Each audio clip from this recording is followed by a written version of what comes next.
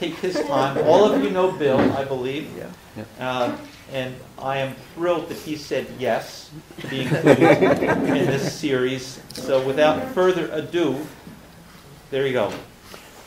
Well, I'm actually thrilled and all to see all of you this morning, and certainly you are an essential part of my life, and it's for that reason that I said yes.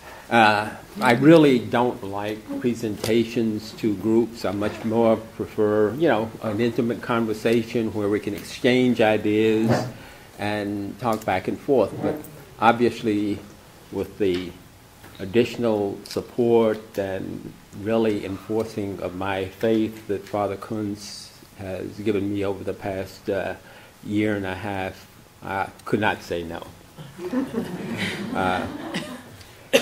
He supplied us with several, sort of general types of questions or topics that, as possible thoughts that we should deal with. But more importantly, I hope this will be an interaction between you and me and among the group, because quite frankly, I think that that's where at least my faith has been supported.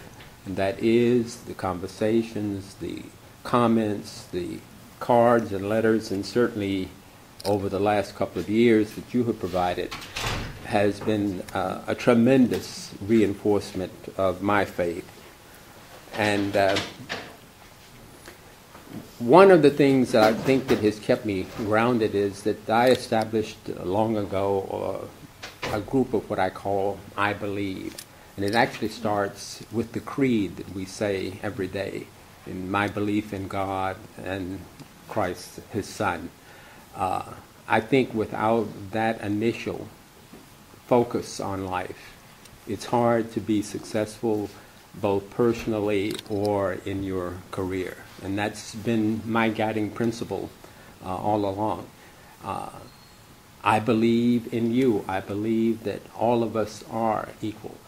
I feel that there's no one better than me, but likewise, I am no better than any of you individually or collectively. I think that mutual complement is what keeps us going and keeps us focused.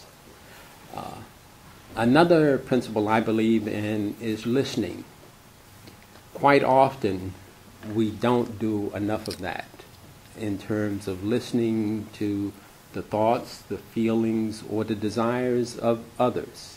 We are too busily, perhaps, focused elsewhere at the time that we should be paying attention to the individuals that we are interacting with, and or also just plain selfish. We do it out of sort of courtesy. Say, okay, yes, how are you? And everyone not normally says fine, and they say, oh, not so good today. Oh, that's great. It just doesn't make. So we should learn to listen, because each of us can learn from no matter who it is that we are interacting with. I believed in that in my career and as well as my personal life. I feel that the least among us is equally as important. Conversations with a custodian was important to me as meeting with a manager or a director. Quite frankly, they were often more helpful than some of them. Likewise,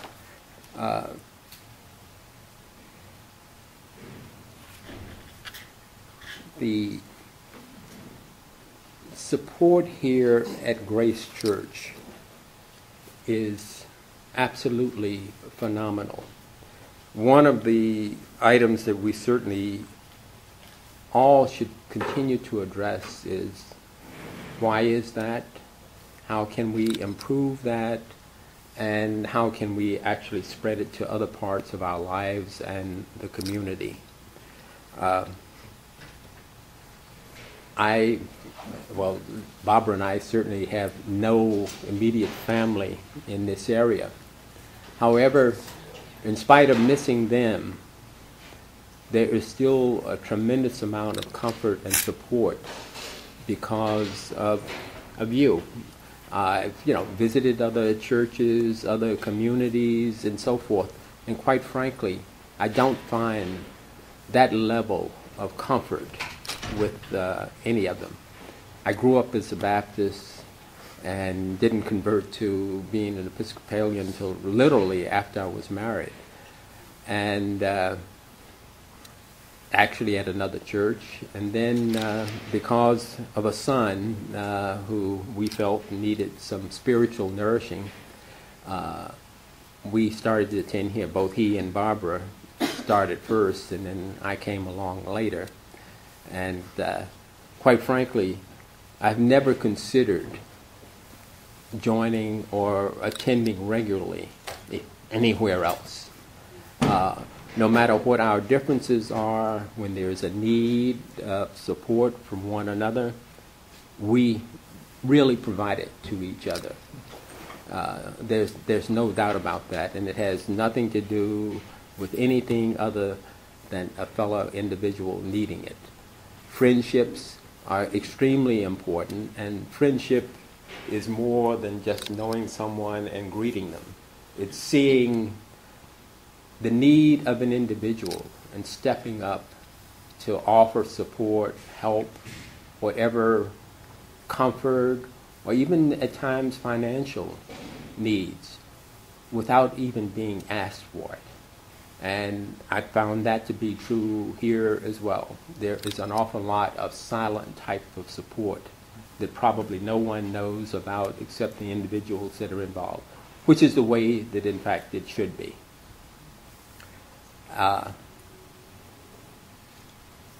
Having gone through a rather serious illness a couple of years ago, the level of, and I mentioned this before, the level of support and interaction, there's nothing really more inspiring than a small note from someone, a card from someone you just barely knew, other than here at church you speak and you talk and so forth, but they thought enough to do it.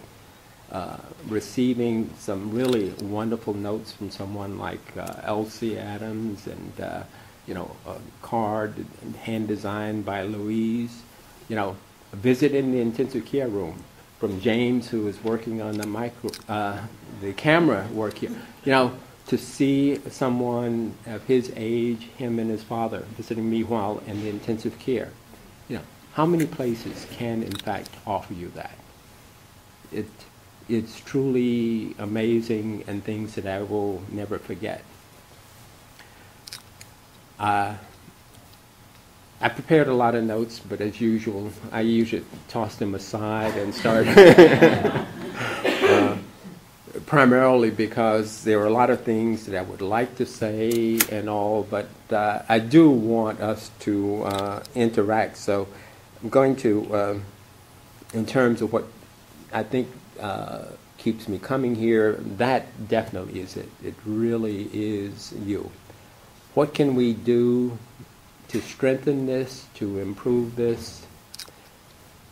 I'm not usually satisfied with the status quo, but I really hope and I pray, and I'm sure that we will, and that is that we sustain it. At certainly this level, I'm sure that there will be increases of levels in certain areas that where we can, in fact, do some new things. It doesn't mean that it's any better than what we are doing currently, but life changes, individual change. It is critical, and I see great signs of it in terms of the future, is that we have a number of younger individuals who are stepping up, doing things, being innovative, and wanting to be involved. And my comments to us who perhaps have had too many years of involvement is let them.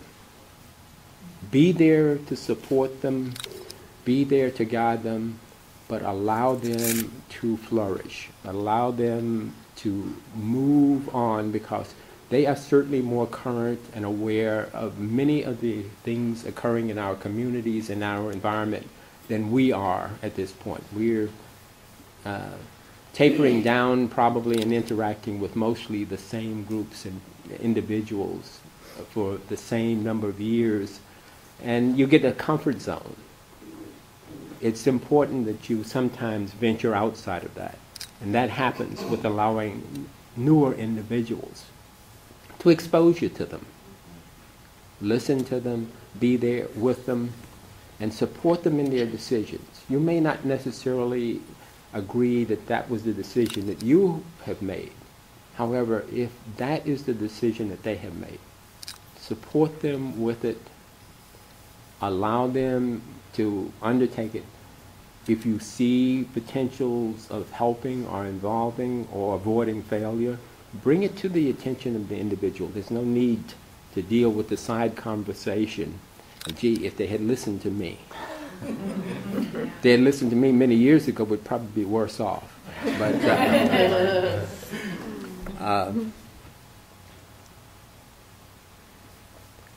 so I see the future of grace being exceedingly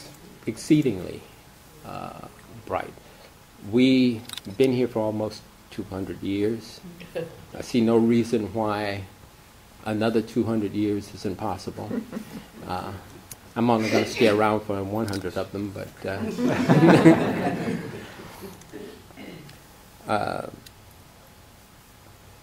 one of the questions that was on our list of potential topics was, are there experiences that have challenged or shaped your faith? That one I had to think a lot about. While there have been challenges and all, I never felt shaken in my faith really throughout, say most of them, but I did come up with a couple of instances where, shall we say, I was very troubled by. One having to do with the death, actually was the death of my mother-in-law. In spite of what they say about mother-in-laws, I had a great one,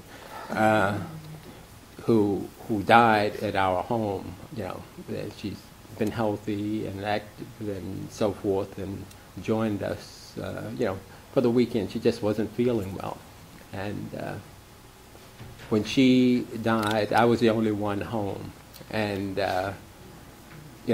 you walk in and find that that has occurred because she decided to just take a nap and never woke up. And you start saying, why me? Why do I have to deal with it and all? But it didn't shake my faith, but it, shall we say, traumatized me, and it's something that has bothered me really for all these years now.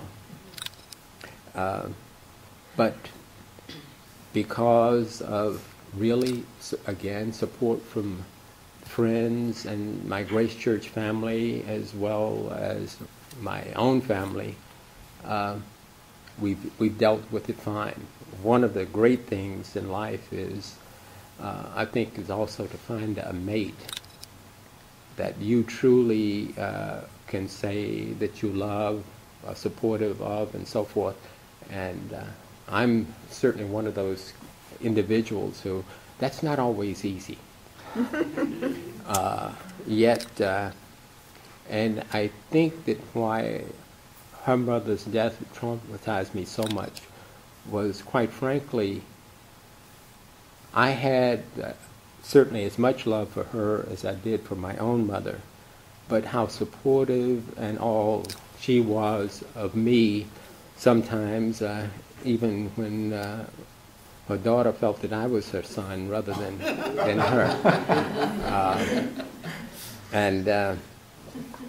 But I have to also say, though, that in spite of all of that trauma, I needed as much support from Barbara as I was able to give her, and quite frankly, it was there.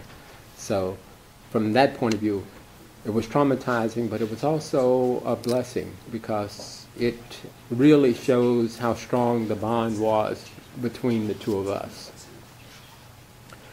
The other instance, again, a traumatic one, and this one I wondered why, and it was in my own work career. many of you are around when we were going through a series of downsizing, as they were calling it, during that period in the 80s.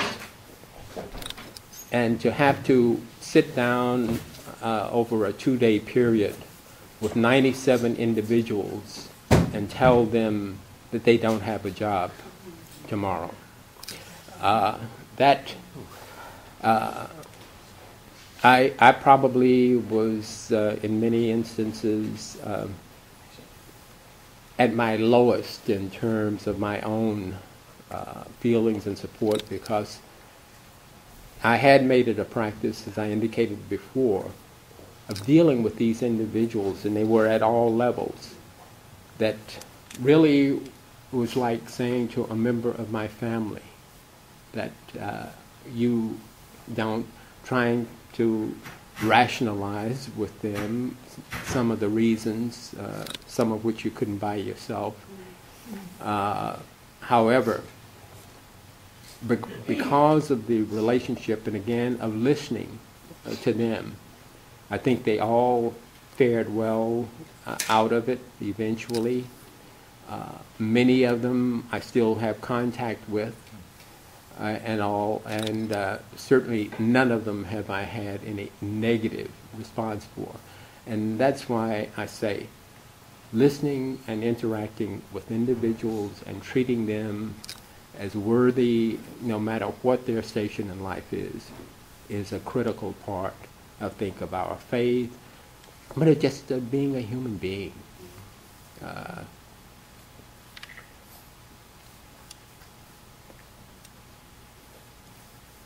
I have perhaps a few other comments, but really I do want this to be a little bit more interactive. As I say, I can spiel on and I'll start rambling, and I don't like to do that because I don't like to hear it on the other end.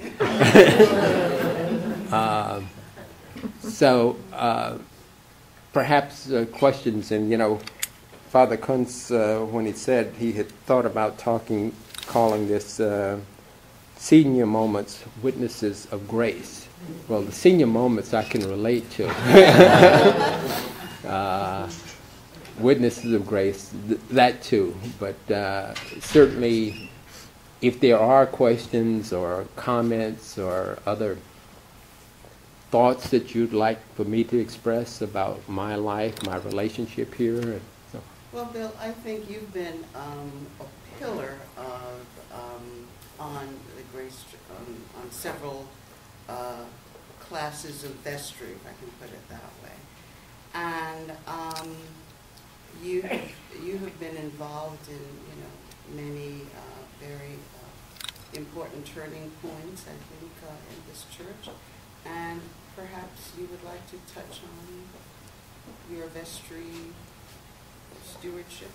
I'm actually glad that you asked that, because with regard to vestry, and there are several individuals here who served on the vestries here, some of whom I served with and all. Last Sunday, when Father Kuntz announced the resizing of the vestry and all, in some ways, I fully understand that it was necessary. To me, though, it was disappointing. And it was disappointing because of the events over recent years where we've almost had to beg people to run for the vestry. And I think that of all of the crimes within this parish, that to me is a high one. We have a huge number of talented, competent people who can contribute to the administration, the direction, and the leadership of this congregation. There was a period that, quite frankly, it was a fight as to whether, you will accept me as a nominee, as opposed to, now where you have to literally entice people to run. There are a variety of reasons, but I know all of us are busy and all. It doesn't take a huge amount of time to do it. It takes a lot of focused concentration and learning the needs of the parish. But quite frankly, that's one I really don't understand. And if there's one area where I feel that we can improve, and that is where all of us look and see how we can contribute, both in terms of leadership, involvement, finances as well. Finances is one you don't need as much of, and quite frankly, if you get more people involved. I look at being on the vestry as an honor. And as some of you may know, I actually decided to retire because of the needs of Grace Church. And that was a period when we were undergoing, renovations and construction, and we had the dangerous condition and quite frankly, I was more concerned about that than I was my career. And which is why I decided to retire at the time that I did. For the third time, but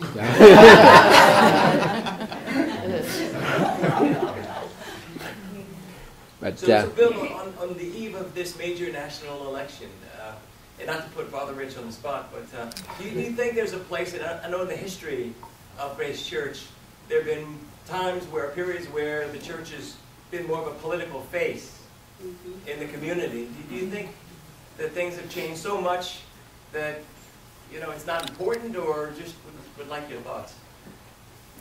No, I don't think that it's not important. I'm also not sure that it isn't still a political face.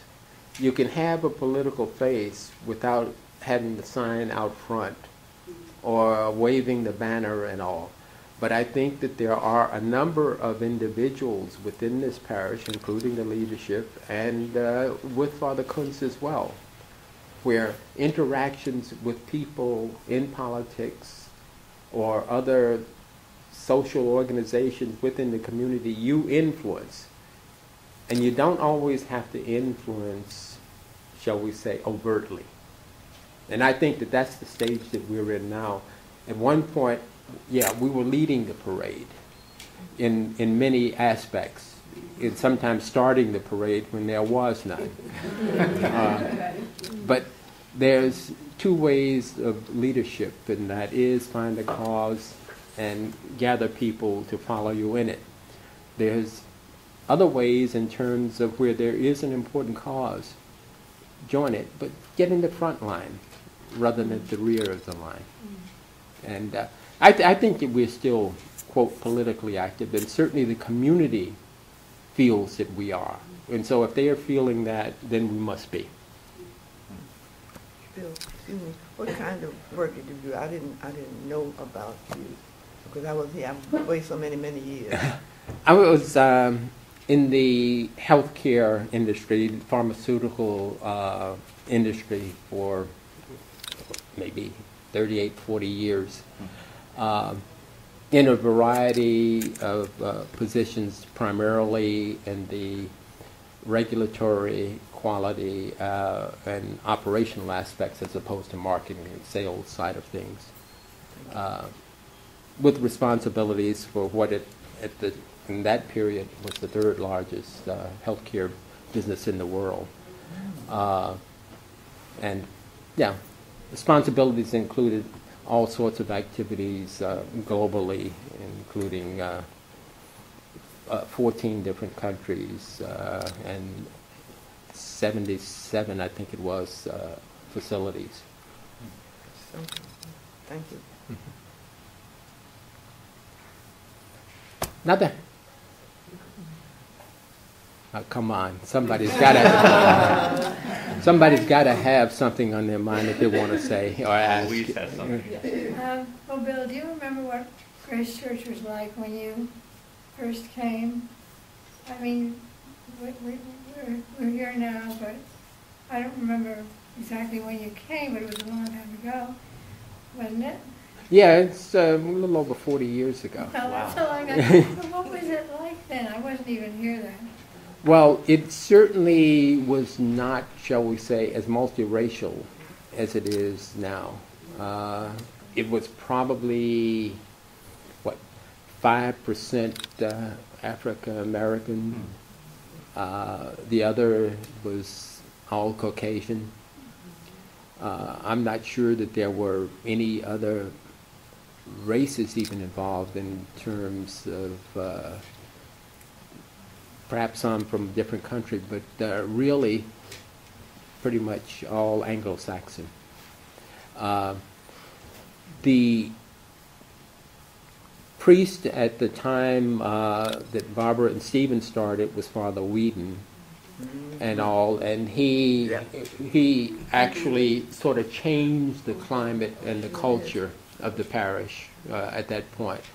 And it was at the period when he was really about to leave to go become dean in the Midwest that I came. So I was here for a relatively short period of time when he was here. And then Father Conrad, who also was very much a social activist. And the congregation changed significantly at that point. And I'm actually think that that's been the strength of it in terms of really the diversity of the parish, and it's willing to modify perhaps its way of operating to accommodate all as they arrive here. A further question that not put by Louise is, well, how did you get involved with the community center? Did this happen during your span? It was actually Father Dreisel, who was after Father Conrad, that started that. And there was very much a social need. It was during a period of where there was great homelessness and all, and a need to do and fulfill the scriptures that we were espousing each Sunday. And he did it. You know, many people really associate Father Lara more with that activity than Father Dreisel. But again, it's the type of leadership. He did his really quietly and gradually to the point that we were involved before we knew that we were involved. Yes. Which is, I think, quite frankly, it's a style of leadership that I prefer. Can I ask, if you're looking at the social situation now, what would you see as the most important issues that the church should or needs to address? Not an easy question. No.